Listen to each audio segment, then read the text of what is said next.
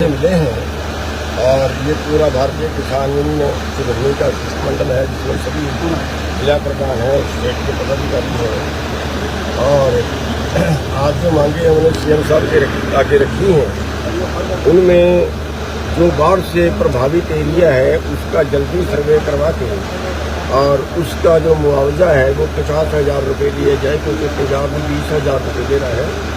तो ये हमने 50,000 की मांग हरियाणा में रखी है, क्योंकि नुकसान 50,000 से भी ज़्यादा का है और कई जगह 2 बार बिजली लगानी पड़ी है। और इसके खराबे में जो बाकी चीज़ें ली गई हैं उसमें जो बोर खराब हो गए वो नहीं लिए गए, तो हमने उनसे ये मांग रखी है कि बोरों का मुआवजा भी दिया जाए और अगर वो शिफ्ट करने पर जाए 70 मीटर से ज़्यादा भी हो तो उसके लिए उसको छूट। और जो नदियाँ हैं, जो बरसाती नदियाँ हैं उनमें उनकी सफाई करें, उनको गहरा करें, उनके किनारे पक्के करें और जहाँ पे जो नीचा एरिया है जहाँ बारिश का पानी खड़ता है वहाँ से ज़मीन क्लियर करके ड्रेनें बनाएं और उससे ताकि उस पानी की निकासी हो सके। और जो बरसाती पानी है उसको सिंचाई के लिए भी अगर कहीं इकट्ठा कर सकते हैं, झील बना सकते हैं, तालाब बना सकते हैं तो वो बनाएं। और जो गाँवों में लिंक रोड हैं उनमें हर 100 मीटर के ऊपर एक पुली होनी चाहिए, क्योंकि उन्होंने पुलियाँ नहीं बनाई और डब्बे बन गए हैं तो पानी वहीं का वहीं रुकता है। जो हाईवे हैं उनका जो है वो जो नए हाईवे बना रहे हैं उनमें पानी को पुल नहीं छोड़ रहे, तो वो छोड़े जाने चाहिए। जैसे 3-4 किलोमीटर के बीच रोड में पुल है ऐसे इस तरह से वहाँ भी छोड़े जाने चाहिए। और जो खेतों में जमा रेत है जो नदी टूट के रेत पड़ी है वो किसान की हो।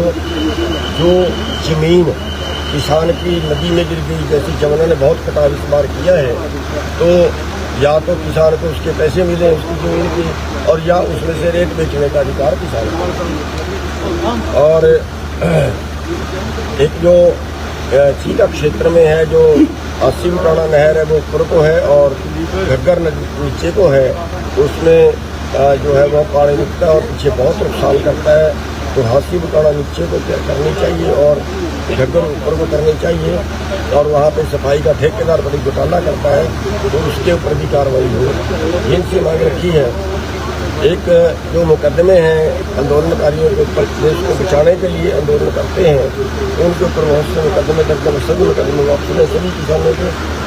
एक जो खाद वितरण है उस पर पोर्टल लागू कर दिया, उसमें कई तरह की बाधाएं करके ताकि किसान कम ले पाए, तो उसके लिए हमने कहा कि उसको खुला ये मिलना चाहिए। खाद के लिए हमें दरिया लगानी पड़ रही है।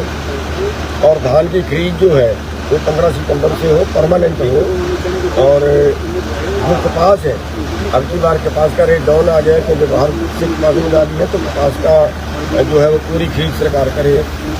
और जो बीमा योजना है प्रधानमंत्री बीमा योजना, तो उसमें 2 साल 3 साल तक मुआवजा नहीं दिया जाता, उसका एक कानून बनेगा 1 महीने के अंदर अंदर किसानों को उसका मुआवजा मिलना चाहिए। गन्ने का रेट 500 रुपये करें इस बार। और जो टावर लाइनें हैं जो एक स्टेट से दूसरे स्टेट में जा रही है उसके लिए तो पॉलिसी बना दी है, लेकिन उतनी ही बड़ी टावर लाइन अगर स्टेट से स्टेट में जा रही है उसके लिए कोई पॉलिसी नहीं है, तो उसको भी उसी पॉलिसी में लिया जाए। और एक निमड़ी वाली गांव है भिवानी के अंदर, वहाँ लाइन तो खिंच गई है लेकिन उसको मुआवजा नहीं दिया। तो ये सारी मांगे लेके और इसके साथ जो ये सब्सिडी में सामान देते हैं एग्रीकल्चर का, तो वो सब पूरा नहीं मिलता, उसको आधा अधूरा दे रहे हैं। और जो लैंड मॉर्गेज बैंक है उसका ब्याज माफ़ करके डिफाल्टरों का, तो वो स्कीम निकालनी चाहिए। सभी मांगे आज सीएम साहब के सामने रखी हैं।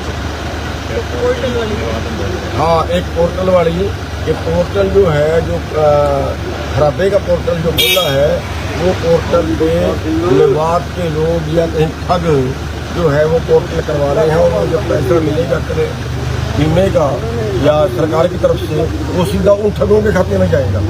तो ये एक बहुत बड़ा घोटाला है, इसमें सरकार की तरफ जो है ध्यान देने की हमने मांग की है।